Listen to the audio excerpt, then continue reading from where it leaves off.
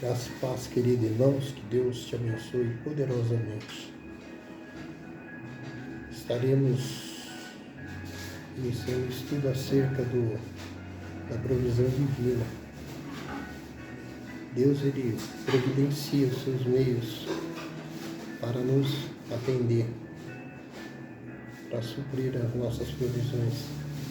Está registrado lá no livro de Esdras, capítulo 1, versículo de 1 a 11. Sabemos que o Senhor é o nosso provedor, e isso parece não ser a dúvida da maioria dos cristãos. No entanto, a maneira própria de Deus agir pode nos surpreender por causa da sua forma extraordinária, que muitas das vezes contraria a nossa razão.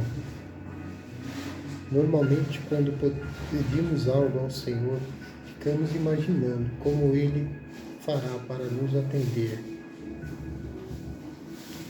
O Senhor tem seus próprios meios para providenciar o suprimento necessário para o seu povo. O poder de Deus em prover os meios necessários. Querido, quando falamos da provisão divina, não nos atemos apenas à financeira, mas também todas as áreas. No deserto, a provisão divina incluía comida, água, vestimenta, calçados, direção, cuidado, disciplina. Portanto, esse é o tipo de provisão que nós estaremos pensando ou estudando daqui para frente. Queridos, Deus determinou usar o rei Ciro antes que ele nascesse.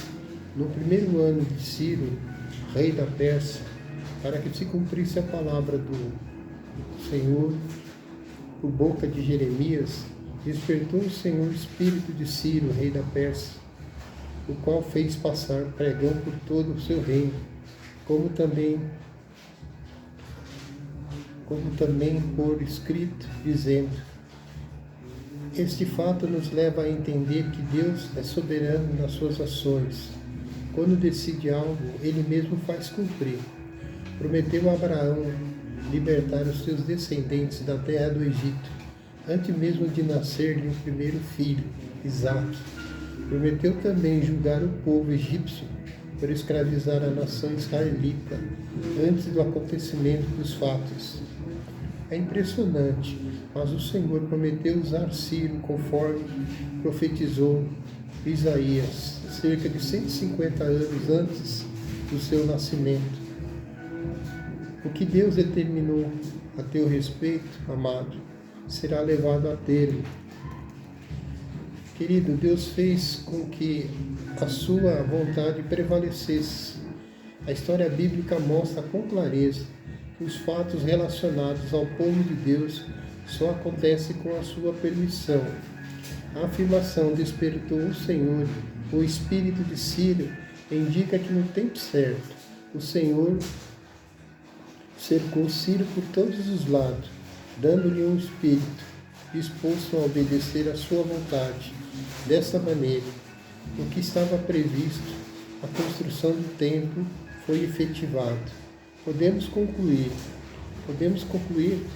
confiar no Senhor, que Ele cuida do nosso passado, nosso presente e do nosso futuro.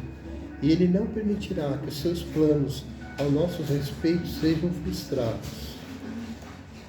Deus também levantou pessoas para que por meio delas suprissem as necessidades do templo. E todo aquele que ficar em alguns lugares em que andar peregrinando, os homens do seu lugar o ajudarão com prata e com ouro, e com fazenda e com gados, afora as dádivas voluntárias para a casa de Deus que habita em Jerusalém. Não fomos chamados para servir ao Senhor. Nós fomos chamados para servir ao Senhor com louvor, com os nossos bens e com o nosso serviço. Não estamos onde estamos por acaso, visto que o Senhor nos colocou na igreja, o corpo vivo de Cristo, para um fim determinado por Ele por meio de Ciro. O Senhor levantou voluntários para construir o templo, um exemplo de que fomos chamados com propósito determinado por Deus. Encontramos no livro de Esther: porque se de todo te calares nesse tempo, socorro e livramento de outra parte virá para os judeus, mas tu e a casa de teu pai perecereis. Mardoqueu, na sua sensibilidade, sabia o que estava acontecendo. Era porque uma força maior estava no controle de tudo, conforme a sua afirmação. Quem sabe se para tal tempo como este chegasse a este reino. Deus usa de maneiras inusitadas. Querido, quem poderia imaginar que o Senhor enviaria o profeta Elias a uma viúva que não tinha nem mesmo o que comer para sustentá-lo? No entanto, sabemos que o milagre aconteceu, pois quem estava garantindo a provisão do profeta era o Senhor. Ele continua fazendo coisas imprevisíveis para prover tudo que diz respeito ao seu povo. O Senhor prouve também unidade.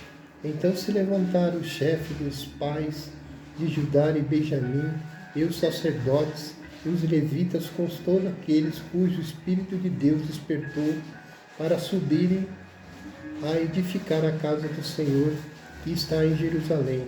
Sabemos que por natureza cada ser humano tem uma maneira de pensar, de agir.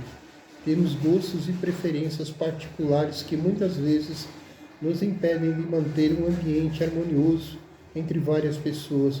No entanto, a atuação de Deus traz unidade, porque desperta o nosso espírito para colocar nossos objetivos e esforços na mesma causa. Foi assim que o Senhor conseguiu conduzir os milhares de israelitas por meio de uma nuvem e da coluna de fogo. Aqui especificamente, Deus despertou os cabeças principais, objetivando a construção do templo. Isso é inusitado, pois o Senhor consegue tal façanha. Vale ressaltar que se o povo de Deus não seguir a orientação divina em unidade, não poderá esperar por provisão.